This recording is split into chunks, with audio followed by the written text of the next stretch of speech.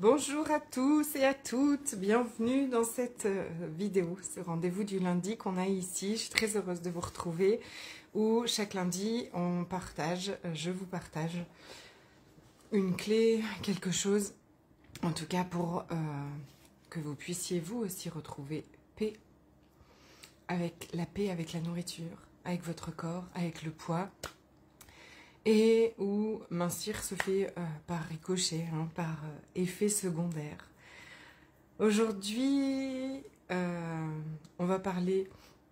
Salut ma Sylvie, on va parler d'une clé pour moi, enfin, de la clé, de the clé, of the clé. Si je devais partager une chose, si je pouvais avoir un micro qui marche d'ailleurs, parce que vous voyez... il ne marche plus, je sais pas, il veut plus se connecter à mon téléphone. Oh, vous savez, ce truc qui est énervant, j'ai deux micros là qui vont pas. Attends, je bidouille pour être sûre d'avoir vos commentaires, voilà. Si je devais partager une chose, d'accord, si j'avais un micro et que je devais parler au monde entier et dire quelque chose au monde entier, ce serait celle-là. Donc, reste. J'espère que vous allez bien. Faites-moi un petit coucou quand vous êtes là. Dites-moi comment ça va.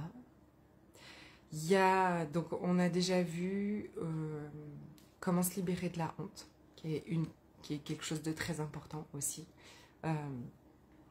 Je disais, je pense qu'au mois de juin, ça a été une des dernières choses qui s'est produite en fait, d'oser parler des compulsions alimentaires, parler de la relation à la nourriture, qui fait, voilà, je me suis libérée de la honte. La semaine dernière, on a parlé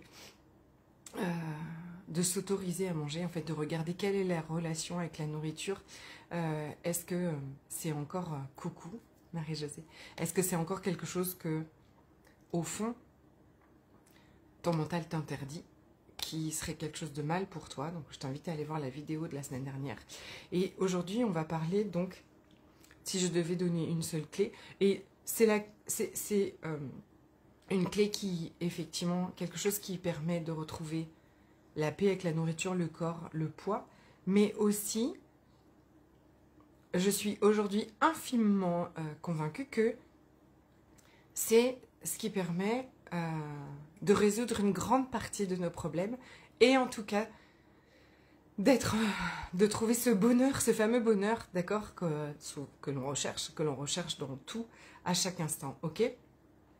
Ce truc, ce serait arrête de croire tes pensées, arrête de croire, d'interagir avec elles, arrête de faire ce ping-pong, cette discussion avec ces pensées, cet échange, arrête de les alimenter, de les nourrir, tu vois, c'est comme un petit vampire qui est là, et puis qui se nourrit à chaque fois qu'on interagit avec, et puis qui grossit, puis qui revient, qui prend toute la place, qui est vraiment, il n'y a absolument rien d'intéressant, rien de vrai ni de réel dans toutes les pensées, dans tout ce que le mental raconte.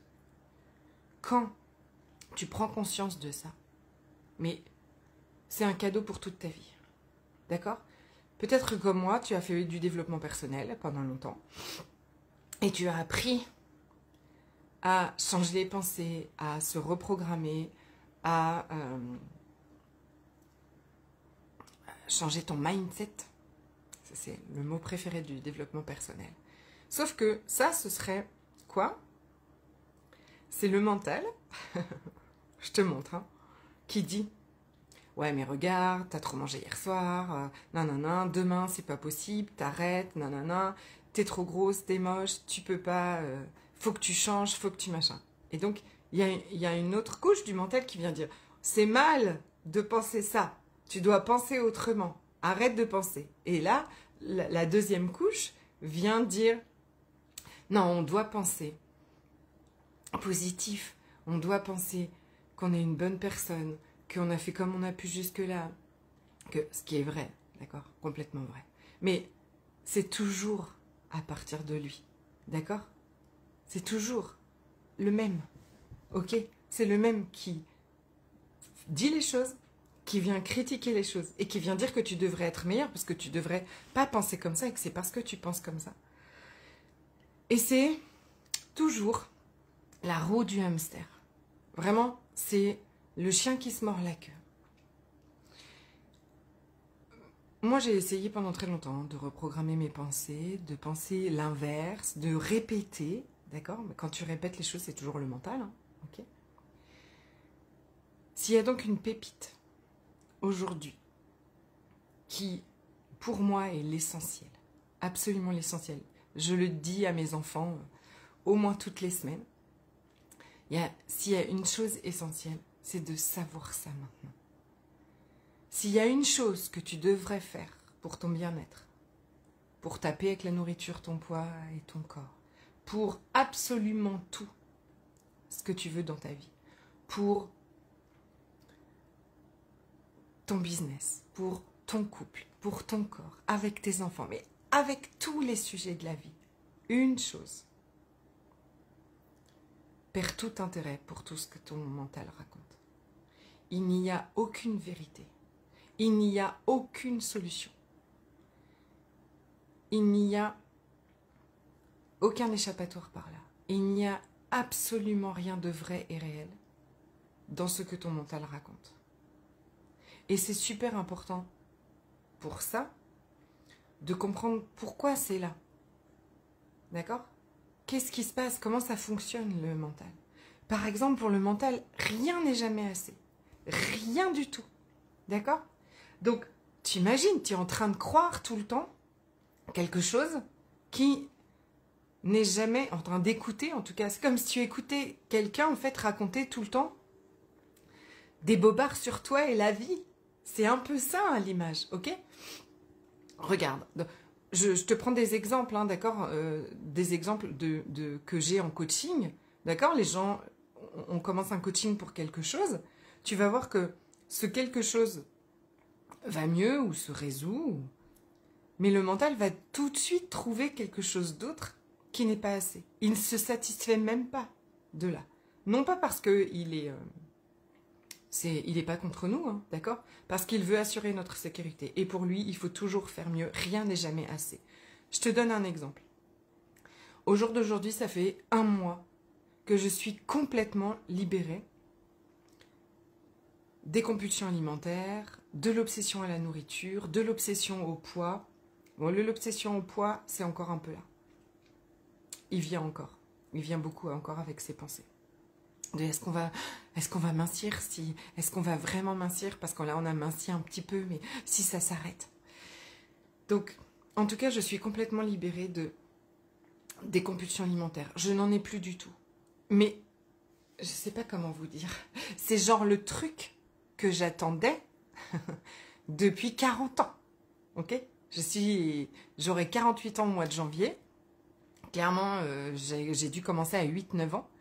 J'ai cru toute ma vie, il m'a fait croire que le jour où j'aurai plus de compulsion alimentaire, que j'aurai un rapport sain et en paix avec la nourriture, alors notre vie sera absolument extraordinaire. Ce truc qui était censé changer toute ma vie, pardon, et faire que après ça, je serai libre, je serai heureuse, je serai en joie, je serai en paix, mais je serai la femme la plus heureuse du monde, n'est-ce pas? 1 mois que le truc de ma vie est là, et il a déjà trouvé un tas d'autres choses qui ne vont pas, qui ne sont pas assez, et que nous devons attendre encore pour aller bien et être en paix. D'accord? Si je continue, et tant que tu continueras à l'écouter, tu ne seras jamais en paix avec rien du tout. D'accord? Parce que pour lui, rien n'est jamais assez. Pourquoi est-ce qu'il fonctionne comme ça? C'est une machine. C'est un ordinateur. Il est là pour nous protéger, pour assurer notre protection, pour assurer notre survie. Et donc, il est programmé pour toujours, en fait, que rien ne soit jamais assez, pour nous comparer, pour être en hypervigilance, surtout si on a vécu des traumatismes, d'accord? Et toutes ces pensées, elles sont le fruit de l'activité psychologique du cerveau. Donc, cette machine fait pour assurer ta sécurité. Elle est programmée avec quoi? Elle est programmée avec tout ce que la société a dit.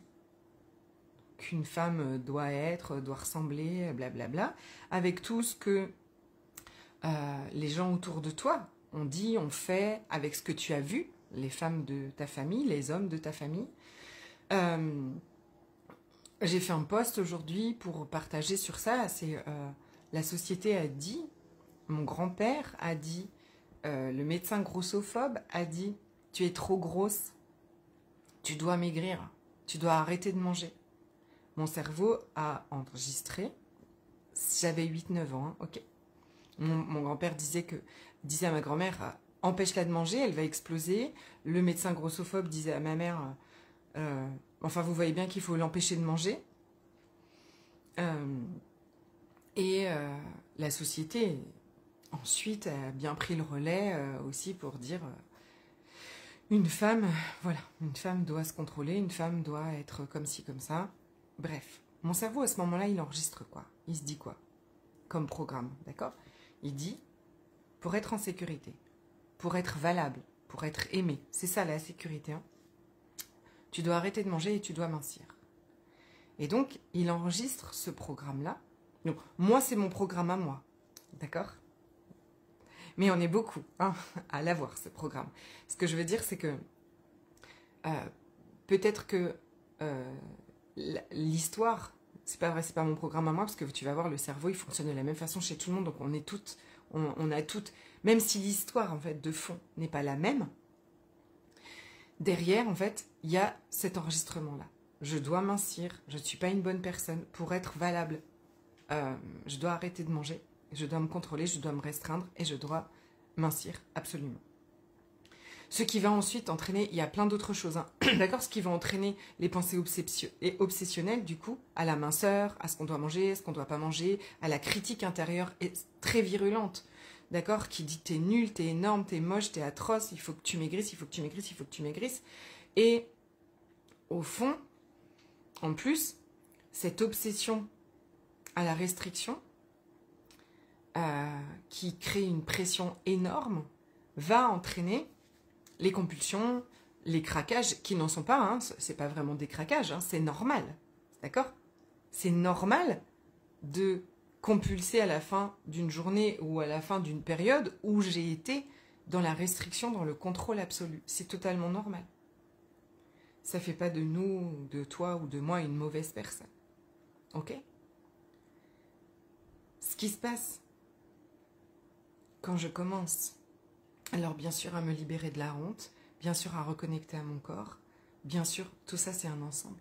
Mais quand je commence à me détacher de toutes ces pensées, parce que je sais que c'est l'activité psychologique de mon cerveau, je sais que c'est un programme inconscient, et qu'il avait des bonnes raisons d'être là, et que jusqu'à présent on n'avait pas pu faire autrement, et qu'on peut avoir beaucoup de compassion pour tout ça. Mais quand je commence à voir que tout ça n'est pas une vérité, une réalité, mais je pense que au fond de vous, vous le savez. Votre tête peut vous raconter du blanc et du noir dans la même journée, dans la même heure parfois, d'accord? Tout est son contraire, ok? Je peux par exemple aussi, je vais me sentir, tu vois là, je vais me sentir bien, je vais dire, ah, je sens que... Voilà, j'ai minci, tout ça, je me sens mieux dans ma robe et tout ça. Et puis 2 jours après, je vais monter sur la balance. Moi, c'est pour ça que j'ai éliminé la balance pendant de nombreuses années. Très nombreuses années, parce qu'elle ne servait qu'à me juger. Et je montais sur la balance, et si sur la balance, il y avait 200 grammes de plus, je ne me sentais plus du tout bien dans ma robe. J'étais la dernière des dernières. Et il fallait que je maigrisse à tout prix. Juste pour vous dire que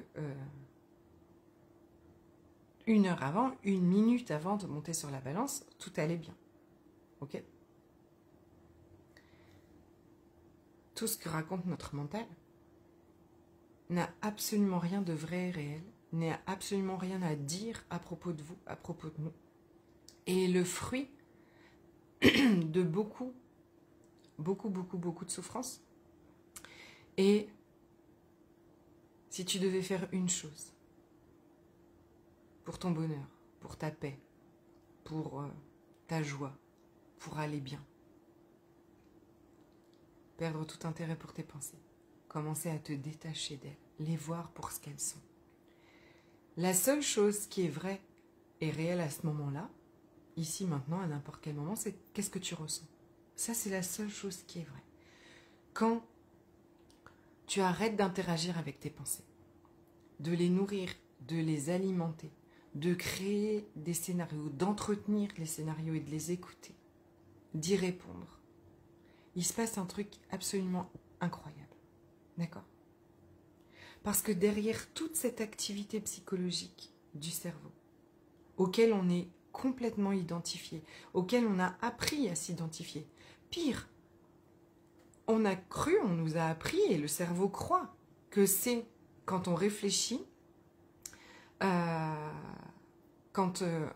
si on réfléchit bien, si on choisit bien, on pense que c'est avec l'intellect, avec toutes ces pensées, que derrière il y a les solutions, que derrière il y a la clé pour se procurer sécurité, bonheur, X, argent, tout ça. Il n'y a rien que tu obtiendras avec des pensées, avec de l'intellect, avec le mental. Rien du tout. C'est pas là. Et quand tu te détaches de lui et de toute cette activité psychologique, ce qui ne veut pas dire que ce n'est pas là, hein, d'accord ? Ça peut être là, je vous l'ai dit, d'accord ? Tout à l'heure, la paix avec le poids, c'est pas encore là. Il vient. Il vient me dire, là, on aura trop mangé. Oh là, on va pas mincir. Oh là, nanana. Ok ? Il vient. C'est ok. Être en paix ne veut pas dire que c'est pas là. Être en paix veut dire, ça peut être là. Ça peut complètement être là. Je sais ce que c'est. Je ne crois plus, je n'interagis plus, je n'engage plus. Et puis des fois, je vais le refaire quand même. Mais je sais revenir. Derrière toute cette activité psychologique, il y a cet espace de paix que tu recherches tout le temps. Cet espace où il n'y a pas de doute, il n'y a pas de conflit, il n'y a pas ce brouillard, il n'y a pas tous ces trucs que tu essayes dont tu voudrais te couper absolument. Il n'y a pas ça. Qui on est vraiment, c'est l'espace entre chaque pensée. C'est cet espace derrière cette activité psychologique qu'il y a, c'est même pas derrière, enfin, tu vois, on est l'espace dans lequel toutes ces expériences de la vie se font, mais cet espace-là, il est toujours en paix, toujours en complétude, toujours en joie, toujours calme, toujours serein. Il y a une profondeur incroyable. Et dans cet espace-là, tu es toujours porté par la vie. Donc, il y a une espèce de simplicité de la vie qui se fait. Et tu seras porté, et tu seras guidé. Et comme là, tu vois, je fais 10 000 pas par jour, depuis aussi un mois. C'est vraiment pas... c'est vraiment là, c'est vraiment là parce que j'ai été portée à ça. Pourquoi je le fais exactement? Parce que je pourrais sauter comme un cabri pendant 1 heure tous les jours à faire du cardio. Enfin, tu vois, je pourrais faire... Parce que c'était là. C'est comme ce que la vie est venue me souffler à l'oreille. Et ça, c'est pour tout. C'est pour tout. Dans cet espace-là, tu seras porté à mettre en place des actions, bien évidemment. C'est pas le tout d'être assis dans un canapé et demander à l'univers que les choses arrivent. Désolée. Je sais que, aussi, dans le développement personnel, on a beaucoup mis de pression sur ça. Bien demander et demander à l'univers et d'attendre de recevoir. Bah, c'est pas vraiment ça. C'est pas vraiment ça. Oui, l'univers est avec nous et c'est tellement plus grand que nous et au-delà de nous, au-delà de ce qu'on peut même demander, au-delà de ce qu'on peut même imaginer, vraiment. Mais ça passe à travers nous. Et ce qu'on doit pas, si on doit apprendre à une chose, c'est pas à bien demander, d'accord? Parce que toutes ces demandes, elles viennent du mental, ok? Qui croit que pour justement être enfin valable et pour aller bien, on attend que l'univers nous donne ça. Pas du tout. Pas du tout. Il n'y a rien d'extérieur qui t'apportera ce que tu es en train de chercher. Absolument rien. C'est ici. C'est déjà là. Et ça passe à travers nous. Et c'est comme si ce qui se passe quand tu te détaches de tes pensées, c'est que tu vas pouvoir entendre la vie qui passe à travers toi, qui te souffle les actions à mettre en place. Et ce que me détacher complètement de mes pensées, de l'activité psychologique, m'a apporté aujourd'hui, par exemple, avec la nourriture et mon corps, c'est cette sérénité, cette paix. Je me rends compte à quel point, même après toutes ces années, c'était envahissant du matin au soir. Depuis le matin. Il ne faut pas manger ci, il ne faut pas manger ça, contrôle-toi, fais du jeûne intermittent, ne mange pas jusqu'à telle heure, voilà, vous écoutez pas votre... Enfin, je n'écoutais pas ma faim, j'écoutais ce que ma tête disait. Aujourd'hui, je l'écoute plus. Je ne l'écoute plus. Et il se passe un truc génial.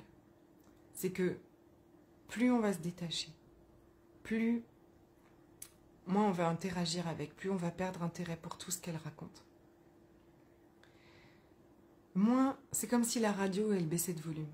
Moins ses pensées vont être présentes, moins elles vont être envahissantes. C'est un chemin neuronal que quand on l'emprunte plus, c'est comme un chemin de rando. Quand vous l'empruntez plus, si plus personne ne marche dedans, l'air va repousser. Et c'est un peu ça qui se passe dans notre neuroplasticité, dans notre cerveau. Et donc, des nouveaux schémas se mettent en place. Des nouveaux schémas se mettent en place. Et